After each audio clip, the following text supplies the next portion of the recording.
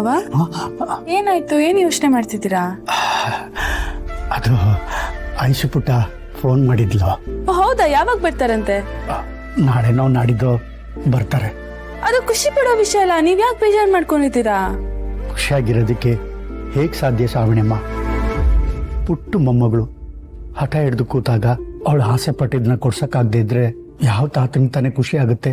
ಅಂದ್ರೆ ಐಶುಗೆ ಸ್ಕೂಲ್ಗೆ ಹೊಸ ಯೂನಿಫಾರ್ಮ್ ಬೇಕಂತೆ, ಹಾಗೆ ಬೊಂಬೆಗಳಿರೋ ಬ್ಯಾಗ್ ಬೇಕಂತೆ, ಬುಕ್ಗಳು, ಒಂದಷ್ಟು ಆಟದ ಸಾಮಾನುಗಳು, ಅದು ಇದು ಅಂತ ದುಡ್ಡು ಲಿಸ್ಟೇ ಕೊಟ್ಟಿದ್ದಾಳೆ.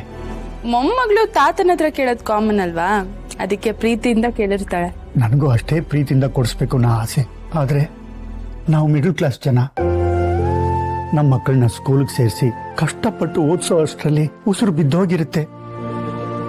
ಅಕ್ಕಪಕ್ಕ ಮನೆಯವರು ಅದ್ ತಗೊಂಡ್ರು ಇದ್ ತಗೊಂಡ್ರು, ಹಾಗಿದ್ದಾರೆ ಹೀಗಿದ್ದಾರೆ ಅಂತ ಮಕ್ಕಳು ಹೇಳ್ತಾ ಇರ್ತಾರೆ.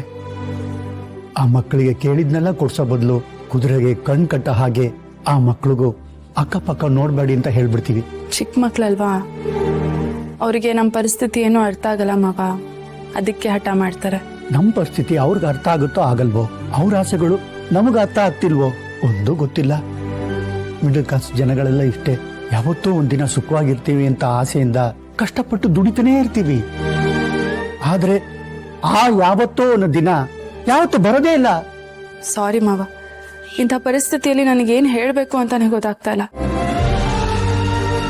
ಈಗ ನಾವು ಕೂಡ ಆ ಮಗು ಆಸೆಗಳನ್ನ ಪೂರೈಸೋ ಪರಿಸ್ಥಿತಿಯಲ್ಲಿಲ್ಲ.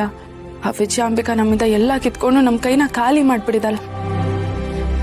ಇಲ್ಲ ಅಂದಿದ್ರೆ ನಾವು ಹೇಗೆಲ್ಲ ಬದುಕ್ಬೋದಾಗಿತ್ತು. ಚೇಚೆ, ನೀವ್ಯಾಕೆ ನೊಂದ್ಕೋತೀರಿ ಶ್ರಾವಣಿಮ್ಮ? ಇಂಥ ಪರಿಸ್ಥಿತಿ ನಮಗೇನು ಹೊಸ್ತಲ್ಲ. ನಮ್ಮಂತವ್ರ ಮನೆಗಳಲ್ಲಿ ಇದೆಲ್ಲ ಇದ್ದಿದ್ದೆ. ಆಸ್ತಿ ಅಂತಸ್ತು ಅನ್ನೋ ಗುರಿ ಬೆನ್ನ ಹಟ್ಟಕ್ಕೆ ನಮ್ಮಂತವ್ರಿಗಿರೋದು ಒಂದೇ ಅಸ್ತ್ರ, ಅದು ವಿದ್ಯೆ. ಅದಕ್ಕೆ ಮಕ್ಕಳನ್ನ ಚೆನ್ನಾಗಿ ಓದಿಸ್ಬೇಕು ಅಂತ ಅನ್ಕೊಳ್ಳೋದು. ಆದ್ರೆ ಏನ್ ಮಾಡೋದು, ನಮ್ಮ ಪರಿಸ್ಥಿತಿ ಹೀಗಿದೆ. ಇಷ್ಟಪಟ್ಟಾಗ ಬದುಕೋಕೆ ತುಂಬಾ ಅದೃಷ್ಟ ಮಾಡಿರ್ಬೇಕು.